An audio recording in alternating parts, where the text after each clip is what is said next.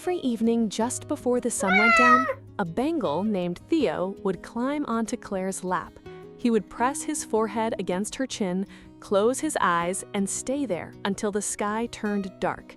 He never moved. He never complained. He just stayed. And no one who knew Bengals could understand it, because everyone had warned her. Friends, breeders, online forums, even the woman who first introduced her to Theo, they all said the same thing. Bengals are wild. They don't bond, they don't sit still, they don't become lap cats.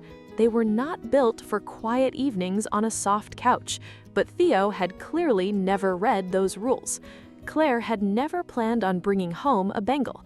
She had walked into the small adoption center looking for something quieter, maybe a Persian, maybe an older shelter cat, something that would sit beside her while she read in the morning. But then she saw him. He was sitting alone in the back of a small adoption corner. A previous family had returned him after only 6 weeks. They said he was too intense, too loud, too wild. The family before that had returned him after 3. Theo had been passed through 3 different homes before his 2nd birthday. When Claire knelt down in front of his crate, he didn't hiss, he didn't run. He just looked at her with those bright green eyes and waited. The volunteer warned her gently, "He's beautiful, but I have to be honest, Bengals are a lot. Most people aren't ready for that energy." Claire nodded. She understood, but something in her chest was already pulling her toward the small golden cat behind the bars. She filled out the paperwork that same afternoon. The first week at home was careful, quiet, almost silent. Theo did not jump onto her bed. He did not curl into her lap. He stayed 3 feet away from her at all times, watching, learning, deciding. He would sit on top of the bookshelf for hours and watch her cook. Some nights she would catch him staring at her from across the dark living room, not in fear, but in something quieter, like he was trying to decide if she was safe. Claire didn't push him. She placed a soft blanket on the corner of the couch. She left small treats by his food bowl. She talked to him in a low, calm voice every morning, even when he didn't answer back. And then, on the 8th night, something quietly changed. Claire was sitting on the floor, reading. She felt a small warmth press against her hip. She turned slowly.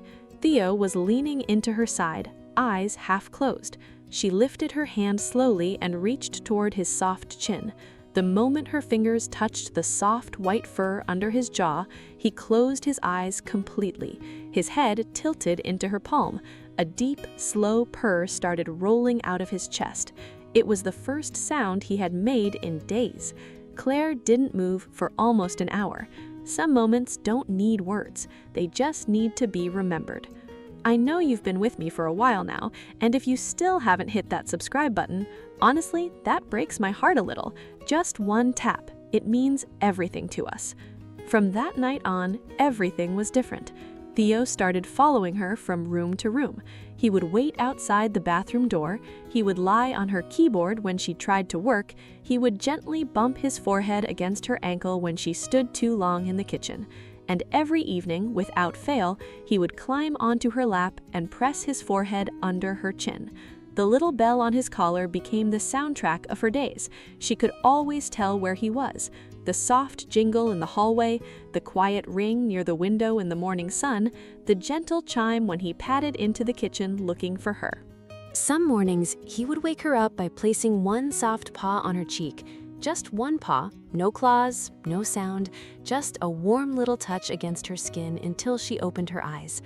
Over time, Claire learned his small, silent language, the slow blink that meant trust, the slight tilt of his head when he was listening to her voice, the tiny chirp he made only when he wanted her attention but didn't want to disturb her. He never demanded anything loudly. He simply asked, gently, in his own way. And on the nights when storms rolled in, when the rain hit the windows hard and the thunder shook the walls, Theo would walk in slow circles around the couch before settling against her side. He never liked the storms, but he never hid from them either. He just stayed close, ears twitching, until the room felt safe again. Friends would visit and stop in the doorway, surprised. "Wait, that's a Bengal?" they would whisper. "That's the wild breed?" Claire would just smile and rub the soft spot between his ears. Theo would purr louder, almost as if proving a point he didn't even know he was making. Some people still didn't believe her. They thought she had been lucky. They thought maybe Theo wasn't a real Bengal. But Claire knew the truth. He was every bit a Bengal, strong, smart, wild-eyed, leopard-marked. He simply chose every single day to be gentle with her. One afternoon, a neighbor's little girl came over for the first time. She had been told to be careful around cats she didn't know. But Theo walked straight up to her, sat at her feet, and waited. She reached out slowly and touched the top of his head. Theo closed his eyes and leaned in. Her mother stood in the doorway completely speechless. And honestly, stories like this are exactly why love deserves to be louder than fear. Then came the winter Claire got sick. It started as a small fever. By the third day, she could barely lift her head off the pillow. She lay on the couch under 3 thick blankets, shaking and exhausted. Theo did not leave her once. He stayed on her chest for hours, his warm body pressed against her ribs, rising and falling with her shallow breaths. When she coughed, he did not flinch. When she shivered, he pressed closer. He did not eat much during those days. He barely slept. He just stayed. Claire's sister came over to bring her soup, and she stood frozen in the living room when she saw them. "He hasn't moved in hours," Claire whispered. Her sister, who had spent years saying Bengals were not real pets, sat down quietly on the floor. She watched Theo press his cheek against Claire's neck. She did not say a word for a long time. When she finally spoke, her voice was small. "I was wrong about him. I was wrong about all of them." By the end of the week, Claire was finally better. Theo started eating again. A few days later, she was strong enough to sit at the kitchen table for the first time in weeks. Theo jumped onto the chair beside her and pressed his head against her arm. He purred so loud the whole kitchen seemed to hum with it. That was the night her sister quietly opened her phone and searched the local shelter for Bengals still waiting for someone to look past the warnings. Some hearts only need one person to believe in them. Theo never asked to be different. He simply was. He didn't try to prove the world wrong. He just lived softly inside the body people had told him to be loud in. And Claire learned something during those long, quiet evenings on the couch. That love isn't always taught by gentle creatures. Sometimes love is taught by the ones the world calls too wild, too much, too intense. The ones who, against every single warning, choose to stay anyway. If you are thinking about adopting a cat, please don't let the breed decide for you. Don't let other people's fear write the story before it begins. Sometimes the cat you weren't supposed to bring home is the one who teaches you the most about love. Because gentleness isn't a breed, it's a choice. And Theo made that choice every single day in the softest, quietest way. So tell me honestly, do you believe a cat's nature is written into its blood? Or do you believe love can quietly rewrite anything?